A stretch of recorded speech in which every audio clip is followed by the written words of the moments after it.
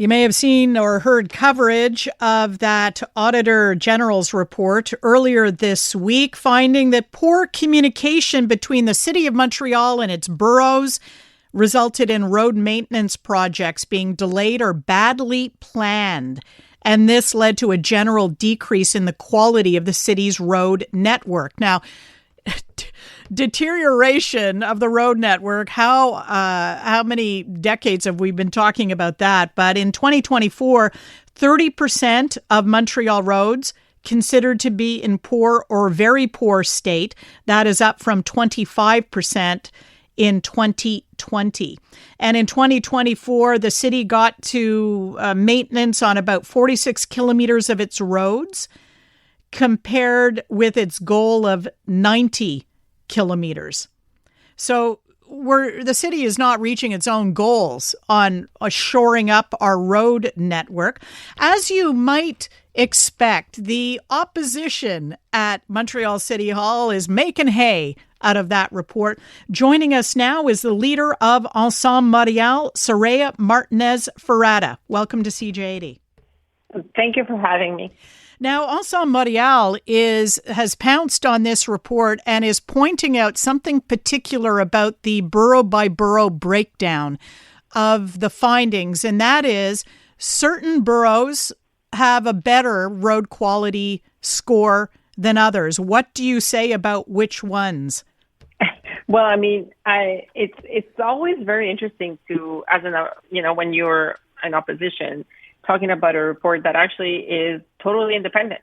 So we have an Auditor General that's saying these are all the boroughs are doing not poorly, but this is shattering. This is like a catastrophe in terms of an administration that's poorly put money into maintaining our roads locally.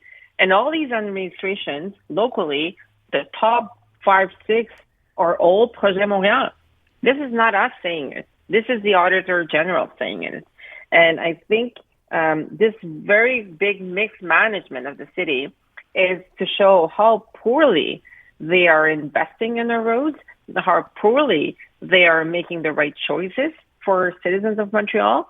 And when you look at the candidate running for Projet Montréal, he's in one of the worst boroughs, which is Plateau. Luc Rabouin's own mayor of Plateau there for 6 years has done the worst job in terms of managing the local roads. So the worst roads, by the way, identified in the Auditor General's report were the boroughs of Mercier, Hochelaga, Maisonneuve, right, number 1, Rosemount, La Petite Patrie, Ahuntsic, Cartierville. Third, the Plateau comes in. Fourth, rather, the Plateau comes in. Mm-hmm. And then fifth, Villeray, Saint-Michel Park Extension. They are also very densely populated. You know, if you're comparing them to more residential communities, I live out in Pierrefonds, for example, and that borough is not as densely populated. It makes a difference for wear and tear on the roads. Well, yes, but you have to also compare the value that we put into investing in the maintaining of our roads. And when you compare budgets from Anjou, for instance, Anjou and even Saint Laurent, under Ensemble Montréal Saint Laurent, the money that we have to make our roads, we manage that. And this administration cut $100 million into supporting local boroughs in maintaining their roads. So this is on them in terms of taking away the money that we need to help the boroughs do their job. But even then, Saint Laurent, which is Ensemble Montréal, did his job on the back of his own budget, not helped by this administration. So I think there's clearly that shows that when you manage well and when you make the right investments and you plan it right, you can do the job.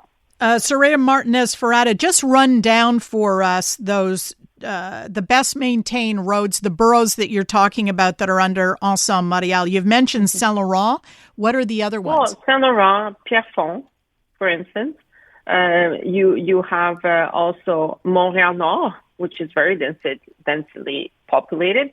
So those are good examples. When you have them break down, you see that even when, again, you make the right choices, you make the priorities in terms of where you want to put your investments, you can do the job. There are political observers who are saying that this upcoming election this fall in Montreal will be a back to basics election with voters looking for the priorities being, the bread and butter stuff. Are the roads in good shape? Is the garbage picked up regularly, or are we getting rats? This type of thing. Is that how you are seeing the race shaping up? Oh, absolutely. I was a member of parliament for Hochelaga, as you know, for many years. I was Minister of Tourism and Minister of Economic Development through all the way from Canada, coast to coast to coast. When I came back to my riding, people were actually talking to me about municipal stuff, like getting our roads in shape, picking up the garbage, and security. Like, people want to feel safe, be safe and feel safe, and housing. So all of these priorities are a way that the city has to be more responsible and taking the leadership around how do you make this happen, and how do you get the right response to those priorities. And honestly, this administration always puts the finger on other people, and we can be our own top gun. We can be the top gun in our own city to make their choices and have the leadership to sit down with the people that can also collaborate to make those solutions happen. And I think that's one of the big difference between what we are proposing and what I'm proposing to what this administration has been doing for the past 8 years. We had Luc Rabouin on the airwaves yesterday morning. We were talking to him for, it's one specific road, but I want to segue into this question with you as leader of Ensemble Montreal, who's challenging Luc Rabouin for the mayoralty. He's talking about the Camillien-Eudes Parkway project and how any administration he led, if elected, would incorporate a shuttle service, because he's decided he doesn't want to leave families with little kids in strollers, senior citizens, people with mobility issues in the lurch once the eastern side of the mountain access is closed off. And so he would send the project back for more study to incorporate a shuttle bus. How he says this is being responsive leadership, listening to people's criticisms and trying to incorporate their needs into the project while respecting the goal of the project. How would you respond to his idea of shuttles? So, 3 quick things. We already have a shuttle. It's called the STM Bus 11 or 711 that actually brings you all the way up to the mountain. We already have that. That's for one. Second of all, he's not proposing not to shut it down. He's actually proposing to postpone the fact that we're going to close down Camillien-Eudes. So he's not committed to not shutting it down, which was the first recommendation of the consultation, Office of Consultations. So when he's saying that he's listening, well, I'm sorry, but he's been there for 6 years. The past 2 years, he was president of the executive. He voted for the contract on the mountain and Camillien-Eudes. He got the report like everybody else. So he did not listen for many years.